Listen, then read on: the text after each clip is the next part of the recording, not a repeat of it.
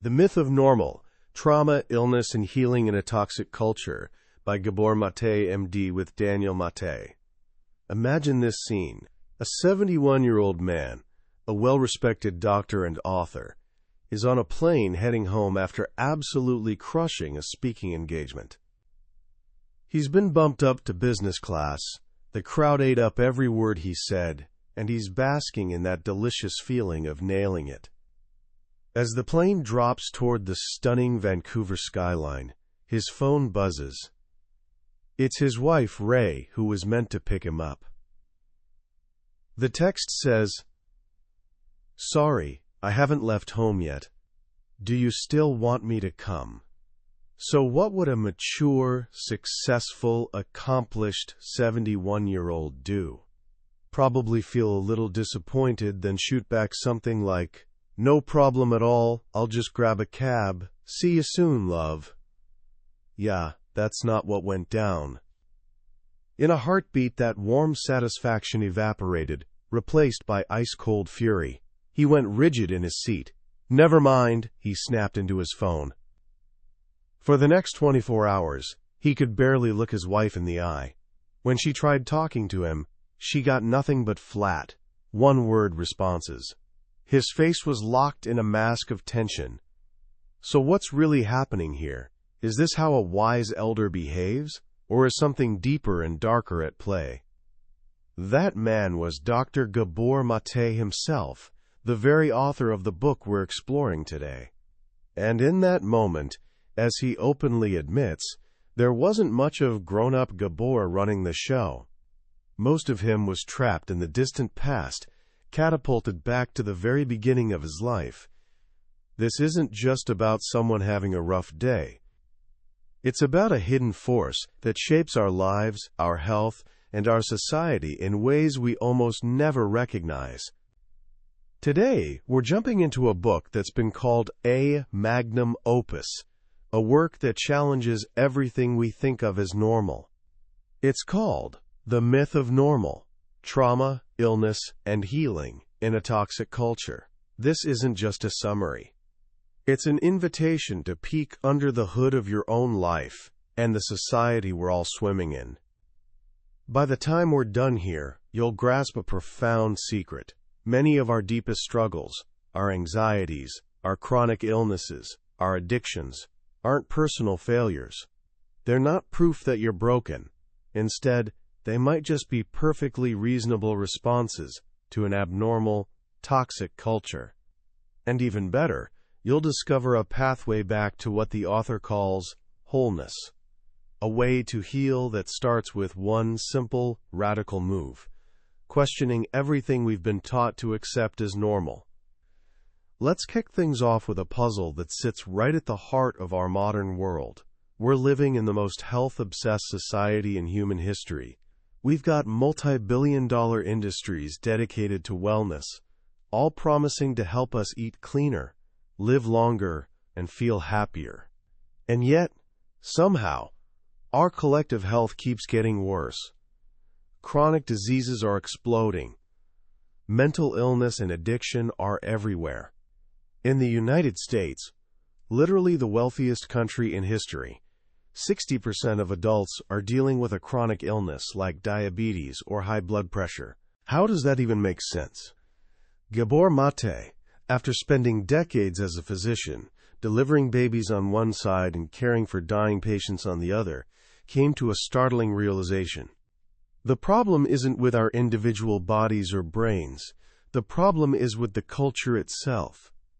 He uses a brilliant analogy. Picture a lab where you're trying to grow organisms. You create this special liquid, a culture, designed to help them flourish. If those organisms suddenly start getting sick at crazy rates, you wouldn't blame them. You'd examine the liquid. You'd realize that the culture has become toxic. MatA argues that our modern Western society has become a toxic culture for human beings.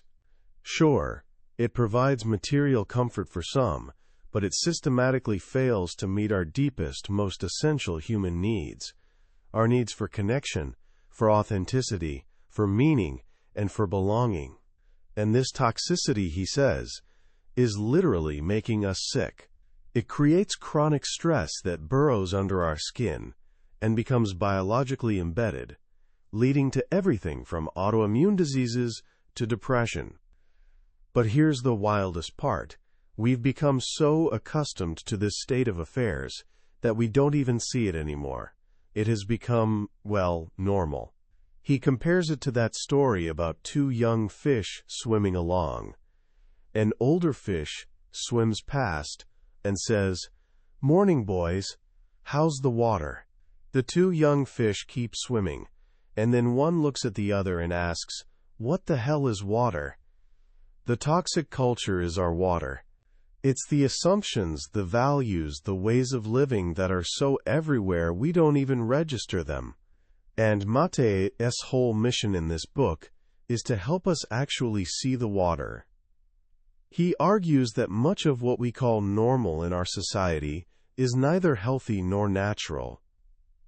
And being considered normal often means conforming to demands that are seriously harmful to our minds, our bodies, and our spirits. So where does this harm actually start? To understand that, we need to talk about a word that's become super common but is still deeply misunderstood: trauma.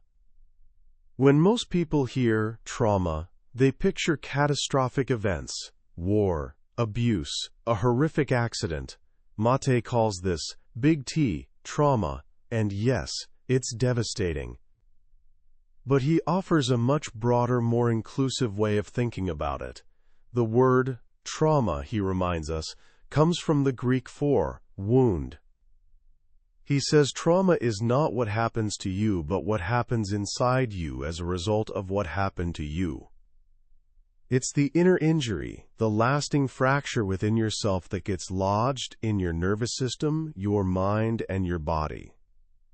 This opens the door to another kind of trauma, one that's far more common, almost universal in our culture. He calls it small t trauma. This is the trauma that happens not only when bad things occur, but also when good things don't happen. It's the pain of a child whose emotional needs for connection and acceptance aren't met, even by loving parents who are simply too stressed, distracted, or wounded themselves. It's the feeling of not being truly seen for who you are. As one leading psychiatrist puts it, trauma is when we are not seen and known. This wound, this inner split, has massive consequences. MatA explains that trauma separates us from our authentic selves. It disconnects us from our bodies and our gut feelings. Think about V, the author formerly known as Eve Ensler, who survived horrific childhood abuse. She told MatA, "The last place you want to be is in your body." And so you begin to live in your head. She was so disconnected that she didn't even realize she had a tumor the size of an avocado growing inside her. This disconnect is actually a survival mechanism. A child can't escape an abusive home, and they can't fight back. So the brain's only option is to shut down the feelings associated with the pain, to go numb. The problem is, this coping mechanism, which saves us in the short term, becomes a permanent pattern. We carry that disconnection into adulthood, where it no longer serves us. It constricts us, limits who we can be, and keeps us stuck in the past, hijacking our present. This brings us back to Gabor MatA at the airport. His explosive rage wasn't really about his wife being late. It was a time warp. The trigger, that text message, launched him back to an unprocessed wound from his infancy. He was born in Hungary in 1944, a Jewish infant under Nazi occupation. When he was just a few weeks old, his mother, terrified for his life, handed him to a complete stranger in the street to be taken to safety. He survived, but when he was reunited with his mother weeks later, he wouldn't even look at her for days. A famous psychiatrist named John Bowlby called this behavior detachment. It's the infant brain's protective shield. It says, "You abandoned me, and that hurts so deeply. that I will not risk opening myself to that pain again by reconnecting with you. That deep pre-verbal wound, that tyranny of the past, as another expert calls it, got hardwired into his nervous system. Decades later, a minor perceived abandonment by his wife triggered those same ancient, defensive emotional circuits. The rational, adult parts of his brain just went offline. This is the legacy of trauma. It steals what one psychologist called response flexibility, the freedom to pause between something happening and our response, and to actually choose how we want to react. Instead, we get locked into automatic defensive patterns. So how does this fundamental wound, this split from our authentic selves, get created in the first place? MatA argues that it comes from a heartbreaking conflict between two of our most essential, non-negotiable human needs: the need for attachment and the need for authenticity. Attachment is our deep biological drive for closeness and connection with others. For a human infant, who's literally the most helpless and dependent creature on the planet, attachment to a caregiver isn't a nice-to-have. It's life or death. Our brains are hardwired to do whatever it takes to keep that bond intact. Authenticity, on the other hand, is being true to yourself. It's the ability to know what you feel deep down and to honor those feelings. This isn't just some fluffy self-help concept, it's also a survival instinct. If our ancestors ignored their gut feeling that a predator was lurking, they wouldn't have lasted long. Here's the heartbreaking dilemma. What happens when a child's environment sends the message that being authentic, expressing their true feelings, especially feelings like anger or sadness, threatens their attachment to their caregivers? A parent, stressed and overwhelmed, might snap, "Stop crying right now," or "Good children don't get angry." The child hears an unspoken threat. If you show these feelings, you risk losing my love and connection. In that moment, a choice has to be made. And for a child, it's really no choice at all. Attachment will always win. Survival comes first. So bit by bit, we learn to sacrifice our authenticity to preserve our attachment. We bury our real feelings, disconnect from our gut, and trade in our true selves for an acceptable version, a personality that's more pleasing to others. We develop what MatA calls habits of personality, things like being a chronic people pleaser, being unable to say no, taking responsibility for everyone else's feelings, and smothering our own healthy anger. Sound familiar? In our culture, these traits often aren't seen as problems. We praise the person who's always there for everyone, who never complains, who puts everyone else first. But MatA warns that these self-denying patterns, which start as survival adaptations in childhood, become a major source of stress in adulthood. This chronic hidden stress takes a brutal toll on our bodies. And this is where we start to see the direct connection between our emotional lives and our physical health. For centuries, Western medicine has run on a flawed assumption, the idea that the mind and the body are separate things. If you've got a physical illness, you see a medical doctor. If you've got an emotional problem, you see a psychiatrist. But a new science called psychoneuroimmunology is proving what ancient wisdom has always known. You cannot separate the mind from the body. They're a single, unified system. The word MatA uses is the body-mind. What you think, what you feel, and what you believe has a powerful direct impact on your nervous system, your hormones, and your immune system. Chronic emotional stress, especially the stress of suppressing your authentic self, can create real, physical changes in your body. It can trigger inflammation, weaken your immune defenses, jack up your stress hormones, and mess with how your cells function. This isn't just theory. The evidence is absolutely overwhelming. Take autoimmune diseases, conditions where the body's immune system mistakenly attacks itself. We're talking rheumatoid arthritis, lupus, multiple sclerosis. A staggering 70 to 80% of people suffering from these conditions are women. Is that just random? MatA says absolutely not. In our patriarchal culture, women are often conditioned to be the emotional shock absorbers of society. They're taught to care for everyone else's needs while ignoring their own, to suppress their healthy anger, and to always be nice. These are the exact personality traits that have been strongly linked to developing autoimmune disease. One study of women found that those who consistently stuffed down their feelings during conflicts with their spouses had over 4 times the risk of dying during the study period compared to women who always expressed their feelings. The body, it seems, is staging a rebellion against a lifetime of self-suppression. It's a mutiny against the self. The same principle applies to mental illness. MatA challenges the mainstream view that conditions like depression, anxiety, or ADHD are primarily genetic brain diseases caused by a chemical imbalance. He sees them not as diseases, but as adaptations, totally understandable responses to trauma and overwhelming stress. Depression, he says, isn't about lacking serotonin.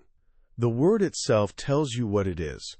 To depress means to push something down. Depression is the pushing down of unbearable emotions, grief, rage, sadness, that we learn to suppress in childhood because it wasn't safe to feel them. This shutdown mechanism saved us back then, but it becomes a prison in adulthood. And what about addiction? Again, MatA asks us to look past the common myths. Addiction isn't a bad choice, and it's not simply a brain disease. He offers a new definition. Addiction is any behavior that gives a person temporary pleasure or relief, and therefore they crave it, but which causes negative consequences in the long run, and which they can't give up. By this definition, addictions are absolutely everywhere. It's not just drugs or alcohol. It can be shopping, gambling, work, sex, the internet, or even the relentless pursuit of power and profit. He asks us to stop asking why the addiction, and start asking a much deeper, more compassionate question: why the pain? Because at its core, all addiction is an attempt to soothe pain. It's an escape from suffering that's become unbearable. It's a desperate attempt to find the connection, the warmth, the peace, or the sense of self-worth that was missing in a person's life. Rock guitarist Dave Navarro told MatA that when he used drugs, he got a sense of what a human being is supposed to feel like. How do you just say no to that? The pain-driving addiction almost always traces back to childhood trauma. Study after study confirms this connection. One massive study, the Adverse Childhood Experiences, or ACE study, found that the more traumatic experiences a child faced, things like abuse, neglect, or growing up in a home with addiction or mental illness, the dramatically higher their risk for addiction in adulthood. An adult with a score of 6 or more adverse experiences had a risk of intravenous drug use that was 600% higher than someone with no such experiences. When we look at illness, addiction, and mental distress through this lens, not as individual pathologies but as adaptations to a traumatizing culture, everything shifts. MatA argues that these afflictions aren't some cruel twist of fate, but an expected and normal consequence of abnormal, unnatural circumstances. The struggling bodies and minds among us aren't broken. They're like canaries in a coal mine, sounding an alarm that something is deeply wrong with the environment. They are, in a strange way, the sane ones. As poet Emily Dickinson wrote, much madness is divinest sense / to a discerning eye. And what exactly is that environment? MatA widens the lens one last time to examine the toxicities of our culture as a whole. He points to the relentless stress created by modern capitalism, the uncertainty, the inequality, the loss of control that so many people experience.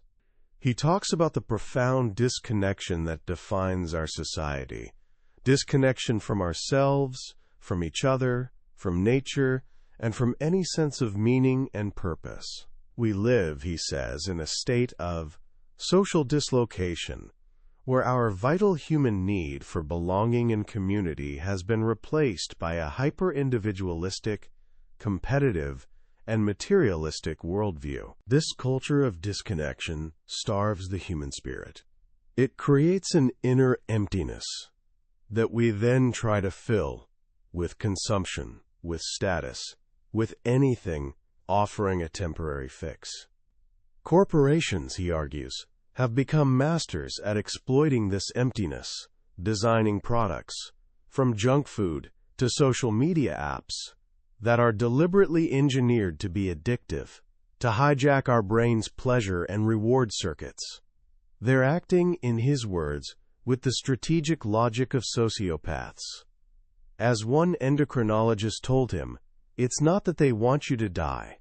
They only want your money. They just don't care if it kills you. This might all sound incredibly bleak, and honestly it is. But the central message of the myth of normal isn't one of despair. It's a message of profound hope. Because if our illnesses and dysfunctions aren't fixed genetic diseases, but processes that arise from our life experiences, then it means they can be reversed. It means that healing is genuinely possible. What is healing? MatA is crystal clear. It's not the same as being cured. A cure is the absence of disease. Healing is the movement toward wholeness. It's the process of returning to and retrieving the lost parts of ourselves. It is, in a way, self-retrieval. The path to healing, he says, begins with acknowledging our suffering without getting trapped in a victim story. It starts with what he calls compassionate inquiry, a practice of looking at ourselves and our patterns with curiosity instead of harsh judgment. He offers a set of guiding principles which he calls the 4 A's. The first is authenticity. This is the journey of reconnecting with our true selves, our gut feelings, and our core values. It starts by noticing all the ways we abandon ourselves to please others or to fit in. The second is agency. This is the capacity to take responsibility for our lives and to make conscious choices, rather than being driven by automatic, unconscious programming. It's about realizing we actually have a say in who and how we want to be. The third is anger. This one surprises a lot of people. But healthy anger, he explains, isn't rage or festering resentment. It's a vital boundary defense. It's the energy that allows us to say no to what harms us and yes to what serves our integrity. Reclaiming our healthy anger is essential for healing. And the fourth is acceptance. This doesn't mean giving up or being complacent. It means allowing things to be as they are, without fighting or denying the truth of our present moment. It means making room for all of our experience, even the painful parts. Through the stories of people who've walked this path, MatA shows that illness can become a dreadful gift. It can be a teacher that jolts us awake from a life of self-suppression and guides us back to our authentic selves. We meet Julia, a woman with rheumatoid arthritis who learns to have beautiful conversations with her illness, seeing its flare-ups as signals that something in her life is out of balance. We meet Erica Harris, a woman given a terminal diagnosis of leukemia, who, through a profound inner transformation, not only survives, but becomes, in her own words, the happiest I have ever been. Their journeys, and many others in the book, point to a deeper dimension of healing, one that connects us to what many would call spirit. MatA himself shares a powerful, life-altering experience he had in the Peruvian jungle, working with indigenous shamans and the psychedelic plant medicine ayahuasca. Stripped of his identity as a doctor and healer, forced to confront his own dense, dark energy, he was led to a moment of grace, a transcendent experience of peace and wholeness that was beyond his thinking mind. This experience, he says, taught him that healing isn't something the intellect can manufacture. It requires surrender. It requires letting go of the illusion of control and trusting a process that's larger than our ego. It requires connecting to that still small voice within us, that part of ourselves that has never been broken, that has always been whole. Ultimately, unmaking the myth of normal isn't just an individual task. It's a collective one. A trauma-conscious society would look radically different. Our medical system would recognize the unity of mind and body. Our legal system would understand that crime often stems from trauma and would focus on healing rather than punishment. Our schools would prioritize emotional well-being as much as academic achievement. We would, as a culture, finally start to provide the conditions that allow human beings to actually thrive. It starts with waking up to the myths that bind us, and to the connections that truly define us. Waking up to the gap between what our essence calls for and what normal has demanded of us. It's a monumental challenge, but as Gabor MatA shows us, with wisdom, compassion, and courage, it's also our greatest possibility. As we reach the end of our journey through the myth of normal, I'm sitting with a powerful and, honestly, somewhat unsettling feeling. This isn't one of those books you can just breeze through, nod along with, and toss back on the shelf. It's a mirror. It forces you to look at your own life, your own struggles, and the world around you with fresh, sometimes uncomfortable clarity. The most profound lesson for me is the complete reframing of suffering. Our culture teaches us to see pain, whether it's physical illness, depression, or addiction, as an enemy to be crushed. It's a flaw, a weakness, something to be fixed, medicated, or hidden away. MatA flips this idea completely on its head.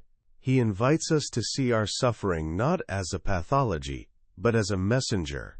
Our pain is a guide, trying to tell us something crucial about our lives, about the ways we've become disconnected from our true selves. This is a radical shift in perspective. It means that the parts of ourselves we're most ashamed of, the struggles we desperately try to hide, might actually hold the key to our healing. The anxiety isn't the problem. It's a signal that our nervous system is maxed out. The addiction isn't the problem. It's a misguided attempt to solve the problem of unbearable pain. The illness isn't the problem. It's the body's way of finally screaming, "No," when our voice couldn't. This perspective is incredibly empowering. It moves us out of the role of passive victim and into the role of active participant in our own healing. It gives us agency, but it also asks something of us. It asks for courage. It takes courage to turn toward our pain instead of running from it. It takes courage to question the stories we've told ourselves about our happy childhoods and to face the truth of our early wounds. And it takes courage to say no to the demands of a culture that constantly asks us to be someone we're not. But what I love most about this book is that it doesn't stop at the individual level. It connects our personal pain to our collective pain.